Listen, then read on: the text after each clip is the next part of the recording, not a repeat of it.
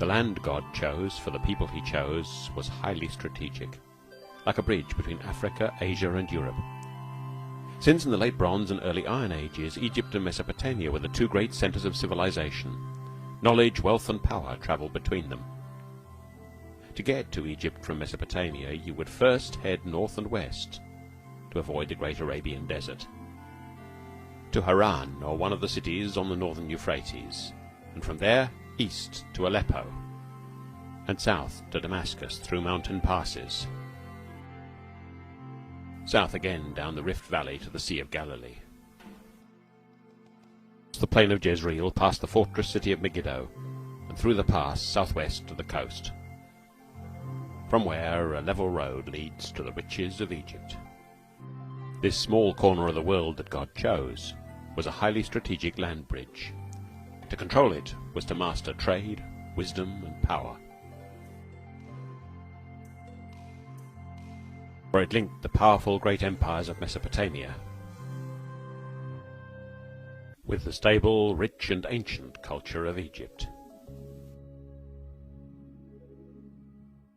Canaan is a land of sharp contrasts.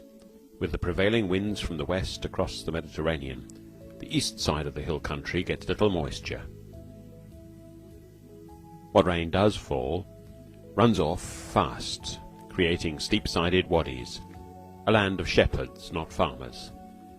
The hill country itself is also steep and rugged, though more fertile, with a mix of crops and herds. These hills run like a spine up the centre of the land, broken only by the arrow-shaped plain of Jezreel.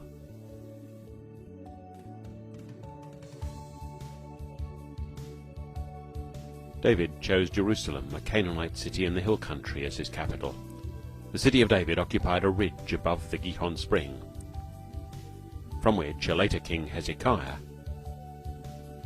cut a long tunnel through the rock to supply the city, a reminder of the importance of water in this dry land. So, in Bible times, Israel occupied mainly the rugged hill country, home of shepherds and kings.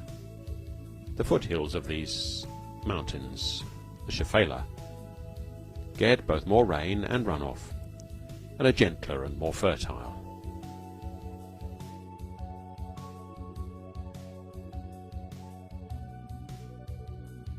Trees and tree crops are grown on the hillsides, and grain and vegetables on the valley floors. But it's the plains at the base of the hills that are the most fertile territory today, as in Bible times. Like the plain of Jezreel, from Carmel inland to the Jordan Valley, south of the Sea of Galilee. The coastal plain, Philistine territory in Old Testament times, largely inhabited by Greek speakers from all parts of the Roman Empire in the New Testament. Just over the hill from the plain of Jezreel, which is perhaps the most fought-over real estate on earth, is Nazareth, Jesus' hometown. From the hill above the town, one can see Megiddo, Armageddon in the book of Revelation. So the land of the Bible is not merely a land flowing with milk and honey, but a land of contrasts, and a highly strategic location.